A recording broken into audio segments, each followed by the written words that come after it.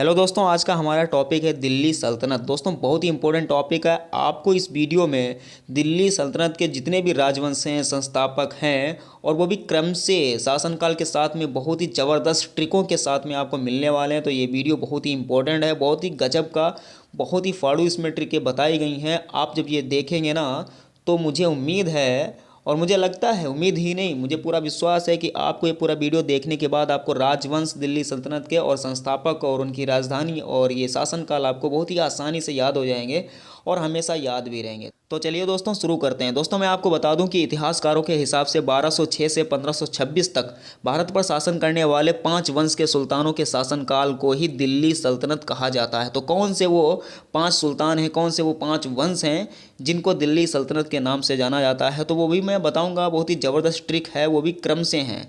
तो जो हमारी राजवंश को याद करने की जो ट्रिक है वो है गुड़ खा तसले में या गुड़ खा तसलों में। जो गुड़ है यानी कि मिठाई, वो किस में आपको दी जा रही है? तसले में, थाली में नहीं, तसले में। तो गुड़ खा तसलों में यानी कि पूरा तसला भर दिया गया, थोड़ी बहुत आपको गुड़ नहीं दी जा रही है, बहुत ज़्यादा गुड़ दी जा रही है। तो गुड़ खा तसलों में। अब दोस्तों इस ट्रिक को हम विश्लेषण करेंगे और दोस्तों इसके बाद में जो मैं आपको ट्रिक बताऊंगा उनको संस्थापक कैसे इनके संस्थापक याद रखेंगे, बहुत ही ज़बरदस्त ये वाली ट्रिक है। और उसके बाद में मैं आपको शासनकाल उनको कब से कब तक किसका शासनकाल चला इसका भी आपको लॉजिक बताऊंगा, तरीका बताऊंगा। तो सबसे पहले मैं पहली ट्रिक का विश्लेषण कर लेता हूं कि राजवंश हम कैसे याद रखेंगे क्रम से। दिल्ली सल्तनत के राजवंश हम क्रम से कैसे ध्यान रखेंगे, तो उसकी जो ट्रिक है वो है गुड़ खा तसले में। क्या है? गुड़ खा तसलों में या तसले में, फिलहाल गुड़ खा तसलों में। तो मैं आपको बता दूं इस ट्रिक का नीचे मैं विश्लेषण करता हूं, अलग अलग अक्षरों में डिवाइड करता हूं। तो जैसा कि मैंने डिवाइड कर लिया है गुड़ खा तसलों में।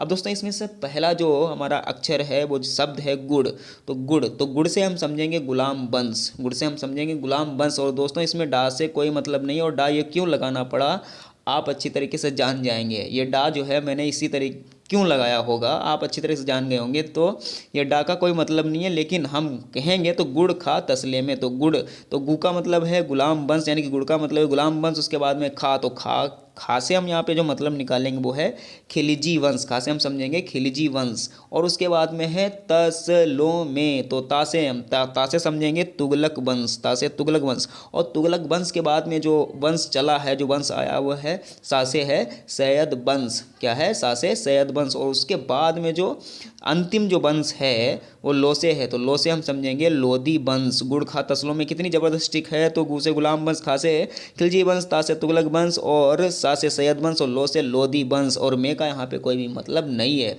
अब दोस्तों मैं आपको बता दूं कि जितने भी ये वंश हैं तो इन वंश के संस्थापक कौन है, यानी कि राजवंश का संस्थापना किसने की थी, इनके संस्थापक कौन है। तो उसकी जो ट्रिक है मैं आपको ट्रिक बता दूं कि कुत्ता जल गया खिजलोल, कुत्ता जल गया खिजलोल। क्या बात है? खिजलोल का कुत्ता जल गया, कुत्ता जल गया खिजलोल का। तो दोस्तों कुत्ता किसका जल गया है? खिजलोल का। तो कुत्ता जल गया खिजलोल का बहुत ही जबरदस्त ट्रिक है, आप इसको ध्यान रखेंगे तो क्रम से इनके संस्थापक भी आप निकाल सकेंगे। तो सबसे पहले आप देख पा रहे हैं कुत्ता, तो कुत्ता से हम समझेंगे कुतुबुद्दीन ऐबक, कुत्ता से कुतुबुद्दीन ऐबक। तो दोस्तों ये गुलाम वंश का संस्थापक रहा है कुतुबुद्दीन ऐबक। और दोस्तों मैं अभी बताऊंगा ये कब से और कब तक कुतुबुद्दीन ऐबक का जो शासनकाल है कब से कब तक रहा है इस गुलाम वंश में। तो दोस्तों उसके बाद में मैं आपको बता दूं कि कुत्ता जल गया, तो जल से हम जल गया मतलब जल से हम समझेंगे जलालुद्दीन खिलजी। जल से है जलालुद्दीन खिलजी। किस वंश के हैं ये संस्थापक?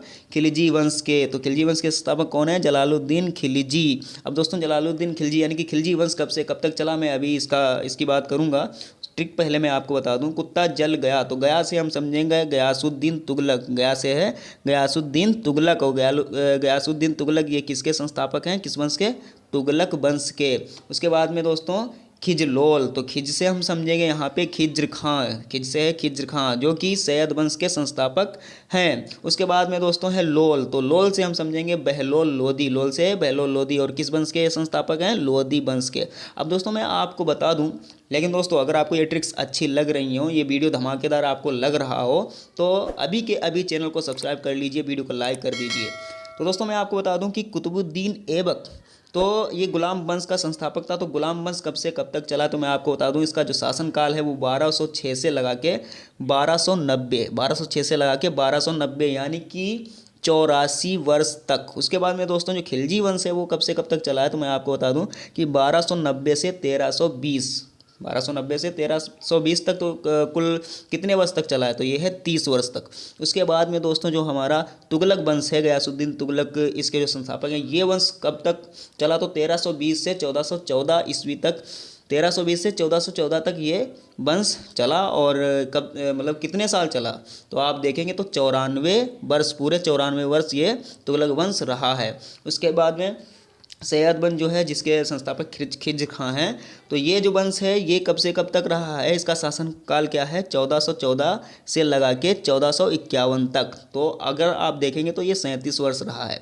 उसके बाद में दोस्तों जो लोधी वंश है, तो बहलोल लोधी इसके संस्थापक है, इनका जो शासनकाल है, लोधी वंश का जो शासनकाल है वो क्या है, 1451 से 1526 तक। कब से कब तक, 1451 से 1526 तक। अब दोस्तों मैं आपको बता दूं कि इस वीडियो का और इस टॉपिक पे जो सबसे मेन फैक्ट हैं वो मैं आपको बता दूं, जो कि आपकी परीक्षा में पूछे गए, मैंने देखा आपकी परीक्षा में पूछे गए और पूछे जाने की संभावना है। अगर आपने पूरी ये रामायण पढ़ ली, पूरी कथा सुन ली, तो प्रसाद के रूप में ये फैक्ट आपके बहुत ही काम आएंगे। आपसे पूछा जा सकता है कि दिल्ली सल्तनत का प्रथम शासक कौन था, बहुत ही इंपॉर्टेंट फैक्ट है, बहुत ही इंपॉर्टेंट क्वेश्चन है, ये परीक्षा में बार बार आया है। तो दिल्ली सल्तनत का जो प्रथम शासक है, जैसा कि आपने अभी पूरा ये कथा आपने सुनी, पूरी ट्रिक्स देखी, तो उसमें दिखाया गया कि गुलाम वंश जो है सबसे पहला चला और उसका जो संस्थापक है वो है कुतुबुद्दीन ऐबक। तो दिल्ली सल्तनत के जो प्रथम शासक हैं वो हैं कुतुबुद्दीन ऐबक। और दोस्तों आपसे ये भी पूछा जाता है कि दिल्ली सल्तनत का जो अंतिम शासक है वो कौन है, तो जैसा कि आप अभी ट्रिक में देखे हैं, तो आप कह सकते हैं कि बहलोल लोधी, जो कि सबसे लास्ट में लोधी वंश है ना,